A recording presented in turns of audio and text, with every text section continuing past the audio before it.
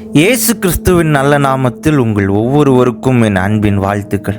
கர்த்தருக்கு பிரியமான வாழ்க்கை வாழ்வதெப்படி என்று சுருக்கமாக இந்த காணொளியில் தியானிக்க இருக்கிறோம். வேதத்தின்படி வாழும் வாழ்க்கை நம்முடைய கர்த்தருக்கு பிரியமான ஒரு வாழ்க்கை. வேத வசனங்களை நாம் வாசித்து தியானித்து அதன்படி நாம் வாழ முயற்சிகள் செய்ய வேண்டும். பொதுவான ஒரு விஷயத்தை சொல்லுகிறேன். குறிப்பாக ஒரு சில வசனங்களை இந்த காணொளியில் நாம் தியானிக்கலாம். அவர் எதில் விருப்பமாயிருக்கிறார் என்று வேத வசனம் நமக்கு கற்பிக்கிறது. 1 தெசலோனிக்கேயர் 5வது அதிகாரம் 18வது வசனம் வேதம் சொல்லுகிறது, எல்லாவற்றிலேயும் ஸ்தோத்திரம் செய்யுங்கள், அப்படி செய்வதே கிறிஸ்து இயேசுவுக்குள் உங்களை குறித்து தேவனுடைய சித்தமாயிருக்கிறது. பிதாவாகிய தேவனுடைய சித்தம் என்ன? நம்மிடத்தில் அவர் எதை எதிர்பார்க்கிறார்? எல்லாவற்றிலேயும் ஸ்தோத்திரம் செய்வதை அவர் எதிர்பார்க்கிறார். அப்படி நாம் செய்தோம் என்று சொன்னால் பிதாவாகிய தேவனுக்கு, நம்முடைய கர்த்தராகிய இயேசு கிறிஸ்துவுக்கு நாம் பிரியமான வாழ்க்கை வாழ முடியும் என்று இந்த வேத வசனம் நமக்கு கற்பிக்கிறது. அதற்கு முந்தைய வசனம் சொல்லுகிறது, எப்பொழுதும் சந்தோஷமாயிருங்கள் என்று சொல்லி வேதம் சொல்லுகிறது. பிலிப்பியர் 4வது அதிகாரம் 4வது வசனம் வேதம் சொல்லுகிறது, கர்த்தருக்குள் எப்பொழுதும் சந்தோஷமாயிருங்கள் என்று சொல்லி வேத வசனம் சொல்லுகிறது. ஆண்டவருக்கு பிரியமான வாழ்க்கை வாழ நாம் எல்லாவற்றிலேயும் ஸ்தோத்திரம் செய்ய வேண்டும். எல்லாவற்றிலையும் ஸ்தோத்திரம் செய்ய வேண்டும் என்று சொன்னால் நாம் எப்பொழுதும் சந்தோஷமாக இருக்க வேண்டும். முக்கியமாக கர்த்தருக்குள் எப்பொழுதும் சந்தோஷமாக இருக்க வேண்டும். ஹல்லேலூயா. கர்த்தருக்குள் எப்பொழுதும் சந்தோஷமாயிருங்கள் என்ற வார்த்தையை நாம் எப்படி புரிந்து கொள்வது? பாருங்கள், மிக முக்கியமான உதாரணம் இஸ்ரேல் ஜனங்கள் தான். அவர்களுடைய வாழ்க்கை நமக்கு உதாரணமாக இருக்கிறது. அவர்கள் எதினால் விழுந்து போனார்கள்? 1 கொரிந்தியர் 10வது அதிகாரத்தில் அதற்கான விளக்கம் எழுதப்பட்டிருக்கிறது. பழைய ஏற்பாட்டின் சுருக்கமாய் இந்த 1 கொரிந்தியர் 10வது அதிகாரம் அவர்கள் செய்த பாவங்களை, முக்கியமான அவர்கள் செய்த பாவங்களை இந்த அதிகாரத்தில் விவரிக்கப்பட்டிருக்கிறது. அதில் முக்கியமாக அவர்கள் செய்த பாவம் என்ன? அவர்கள் முக்கியமாக 5 பாவங்களை செய்தார்கள். முதலாவது, அவர்கள் பொல்லாங்கானவைகளை இச்சித்தார்கள். 2வது, அவர்கள் விக்கிரக ஆராதனைக்காரர் ஆனார்கள். 3வது, அவர்கள் வேசித்தனம் செய்தார்கள். 4வது, அவர்கள் கிறிஸ்துவை பரீட்சை பார்த்தார்கள். 5வது, பாருங்கள், அவர்கள் முறுமுறுத்தார்கள். இந்த 5 விதமான பாவங்களை இஸ்ரேல் ஜனங்கள் செய்கிறார்கள். அதில் முக்கியமான பாவம் இந்த முறுமுறுப்பு. ஆண்டவர் அவர்களை பத்திரமாக அழைத்து கொண்டு வருகிறார். அவர்களை எகிப்து தேசத்திலிருந்து கானான் தேசத்திற்கு மிகவும் பத்திரமாக அழைத்து கொண்டு வருகிறார். ஆனால் அவர்களோ முறுமுறுக்கிறார். எனக்கு இறைச்சி இல்லை, எங்களுக்கு தண்ணீர் இல்லை, இது வனாந்தரமாக இருக்கிறது என்று சொல்லி பல விதங்களிலும் அவர்கள் முறுமுறுக்கிறார். அது கர்த்தருக்கு விசனமாக இருந்தது.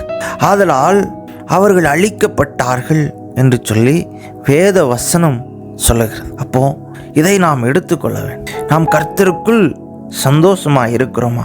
நமக்கு கொடுக்கப்பட்ட வாழ்க்கை, நமக்கு கொடுக்கப்பட்ட காரியங்களை வைத்துக்கொண்டு நாம் கர்த்தருக்குள் சந்தோஷமாக இருக்கிறோமா? இல்லாவிட்டால் கர்த்தருக்குள் எப்பொழுதும் முறுமுறுத்து கொண்டே இருக்கிறோமா என்பதை நாம் நம்மை ஆராய்ந்து பார்க்க வேண்டும். ஆண்டவர் வேத வசனம் பல்வேறு வார்த்தைகளை நமக்கு பேசுகிறது. 1 தீமோத்தேயு 6வது அதிகாரம் 6வது வசனம் சொல்லுகிறது, போதும் என்ற மனதுடனே கூடிய தேவ பக்தியே மிகுந்த ஆதாயம் என்று சொல்லி வேதம் சொல்லுகிறது. எபிரேயர் 13வது அதிகாரம் 5வது வசனம் வேதம் சொல்லுகிறது, நீங்கள் பண ஆசை இல்லாதவர்களாய் நடந்து உங்களுக்கு இருக்கிறவைகள் போதும் என்று எண்ணுங்கள், நான் உன்னை விட்டு விலகுவதும் இல்லை, உன்னை கைவிடுவதும் இல்லை என்று அவர் சொல்லி இருக்கிறாரே.